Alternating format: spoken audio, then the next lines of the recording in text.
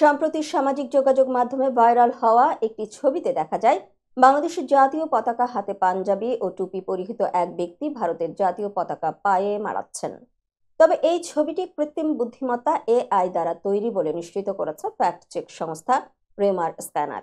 চলতি বছরের জুনে হাইকোর্টের কোটা বাতিলের রায়কে কেন্দ্র করে বাংলাদেশে রাজনৈতিক অস্থিরতা চরমে পৌঁছে। এর জেরে দেশজুড়ে সহিংসতা দেখা দেয় এবং 5 আগস্ট প্রধানমন্ত্রী শেখ হাসিনার পদত্যাগের পর পরিস্থিতি আরও জটিল হয়।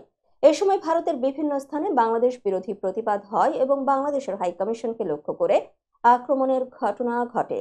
এই উত্তপ্ত পরিস্থিতির মধ্যেই ভাইরাল হয় ছবিটি। রেমার স্ক্যানার জানায়, ছবিটি 1 December voice of Bangladeshi Hindus নামে একটি এক্স সাবেক টুইটার অ্যাকাউন্ট থেকে প্রথম ছড়ানো হয়। রিভার্স ইমেজ সার্চে ছবির কোনো নির্ভরযোগ্য সূত্র পাওয়া যায়নি। ছবিতে বেশ কিছু অসামঞ্জস্য লক্ষ্য করা গেছে, যেমন ব্যক্তির পায়ের আঙ্গুলের অস্বাভাবিকতা, পতাকার কাপড়ের অপ্রাকৃতিক ভাঁজ, ছায়া এবং আলোর প্রতিফলনে গড়মিল।